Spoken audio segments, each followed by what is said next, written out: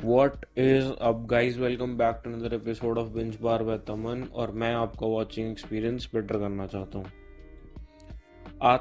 आता हूँ बोल के फाइनली श्रीकांत भाई वापस आ गए। और आके क्या आए और गए भी।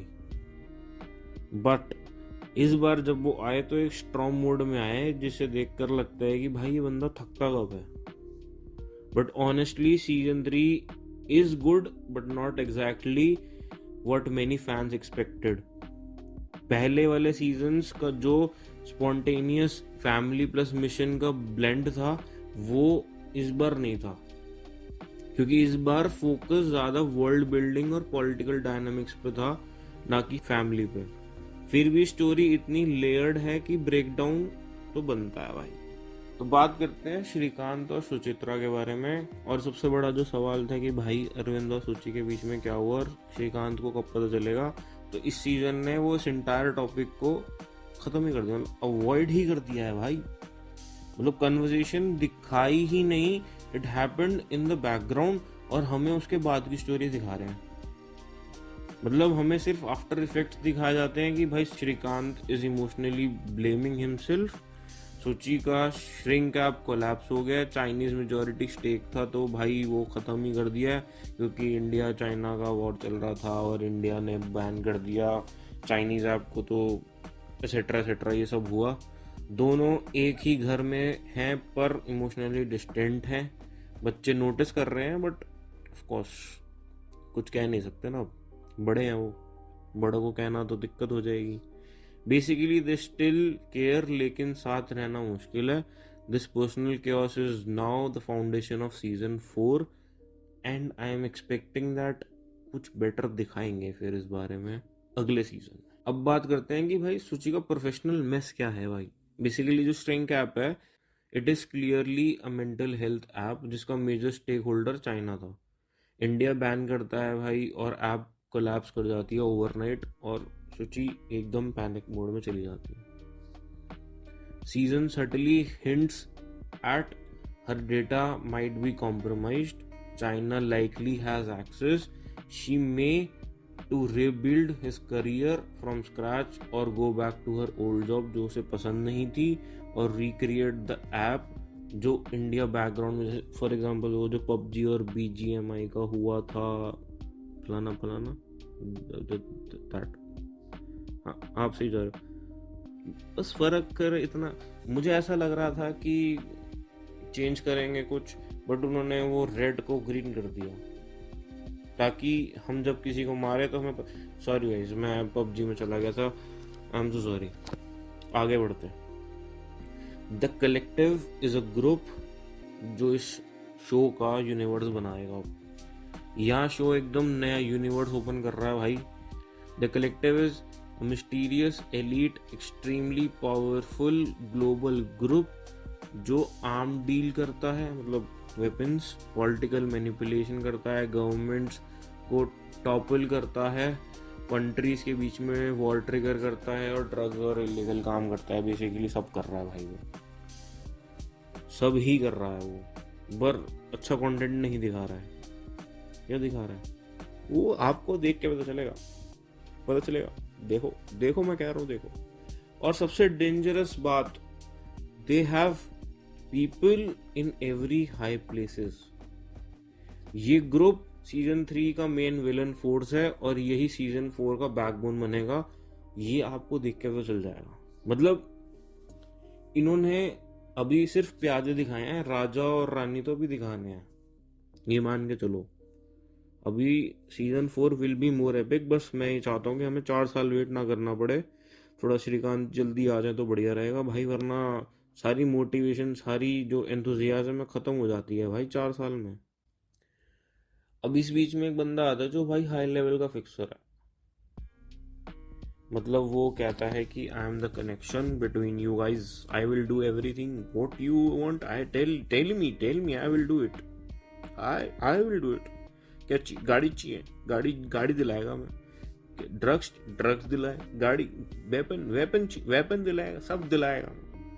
वो बंदा था जो कलेक्टिव और इंडियन पीएम के बीच में आर्म डील्स को पुश करता है, और पीएम बासु वॉर पॉलिसी में इंटरेस्टेड नहीं होती और डिले हो जाती है वो डील। फिर कलेक्टिव प्रेशर बनाता है कि भाई तुम्हारी अमेरिका में जो हियरिंग फास्ट ट्रैक करवा देंगे ये वो, और वो डेस्परेट होके भाई चूज़ करता है कि और किसी को, मतलब और रास्ते चूज़ करता है और किसी को हायर करता है। That is Meera Austin, Nimrat Kaur. और फिर वो भी एक एलिट क्लास की भाई फिक्सर थी भाई, वो भाई CIS के साथ काम कर चुकी है भाई, उनकी पूरी टीम है भाई एक्सट्रीम लेवल की हैक करने वाली, उनको एक्सेस है हर जगह का भाई, एक्सट्रीम लेवल। और सीजन के एंड में मेजर समीर स्नाइप्सर, लेकिन मेकर्स ने इंटेंशनली उसकी डेथ को ओपन रखा है ताकि ऑडियंस पे छोड़ दिया, बेसिकली हम लोगों पे छोड़ दिया कि अगर हमें अच्छा लगा वो कैरेक्टर तो वो शायद नेक्स्ट सीजन में ले आए, वरना तो मस्त है भाई साहब। ओके, वेल डन, चलो जी टाटा। अब नेक्स्ट है रुकमा, दैट इज जयदीप अलावत। भाई साहब इस बंदे ने कमाल करा भाई, फैंटास्टिक परफॉर्मेंस, बट थोड़ा इनकंसिस्टेंट था मुझे ऐसा लगा, क्योंकि भाई मतलब उन्होंने स्टार्टिंग में तो दिखाया कि भाई ये बड़ा हिसाब का पक्का है, बट वो थोड़ा बीच में आगे आके लगता है कि ये शायद भूल गया, ये बहुत जल्दी भूल गया। क्यों भूला भाई? गजनी तो नहीं था भाई, बट भूल गया हो। तो एंड में श्रीकांत और रुकमा का एक इंटेंस फाइट होता है भाई, शूट वूट वाला बढ़िया एकदम, मतलब मजा आ जाता है। रुकमा शोल्डर इंजरी के साथ बाइक चलाकर निकल जाता है और ही क्लियरली इज नॉट डेड। भाई ऐसे कैसे मार दोगे लावत साहब को भाई आप? तो सीजन 4 की प्रोडिक्शन है मेरे हिसाब से कि भाई he will use north east connections, may be hides in Nagaland, may be returns to India quietly. Strong chance है कि भाई teams up with Sameer, later might betray Sameer because Meera was important to him. कुछ भी हो सकता है भाई, बस 4 साल वेट ना करना पड़े, that is my request to the makers. Please do not make us wait for 4 years. We want to see it again. We want to see Manoj Bajpayee sir again. So don't do it. Don't do it. अब major Sameer का arc समझते हैं कि भाई ये बंदा season 1 से इस यूनिवर्स में लोकी बना हुआ है भाई। लोकी वाला, चाबी वाला लोकी, की वाला की नहीं, लोकी, मार्वल वाला लोकी बना हुआ भाई। Season 3 clearly sets up Samir is investigating the collective, afraid Pakistan economy will collapse because अगर वो आर्म डील स्टार्ट, मतलब वो रेस स्टार्ट होती है तो सीजन 4 में श्रीकांत और समीर का फोर्स पार्टनरशिप हो सकता है, इट इज एंटिसिपेटेड। तो देखते हैं, हो सकता बट नहीं हो सकता है, हो जाएगा या हो गया है, देखते हैं। Now the big one, Srikant fate. Ending में श्रीकांत म्यांमार बॉर्डर पे गोली खा के गिरते हैं, बट ऑब्वियसली मेन हीरो है तो मरेंगे तो नहीं भाई, तब पैसा कमाया उन्होंने, ऐसे कैसे जाने दोगे ना। मेरे हिसाब से टॉप 2 पॉसिबिलिटीज इज कि वो इमीडिएट रेस्क्यू हो जाएंगे जेके और इंडियन ट्रूप्स की वजह से, मतलब they will save him, he returns to India, season continues from there, कुछ भी हो सकता है, या फिर टाइम जंप सीधा ही भाई आगे बढ़ा दो।